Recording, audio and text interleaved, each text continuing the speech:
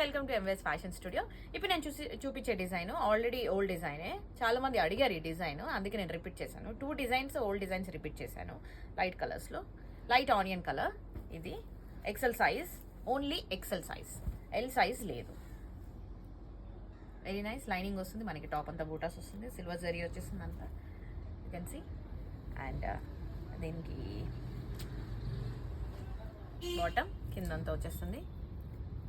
3 piece set అంటే top bottom dupatta. మళ్ళీ క్లియర్గా మెన్షన్ చేస్తున్నాను.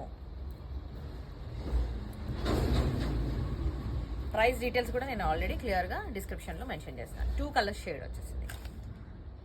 ఎస్, దీంట్లో మనకి కలర్స్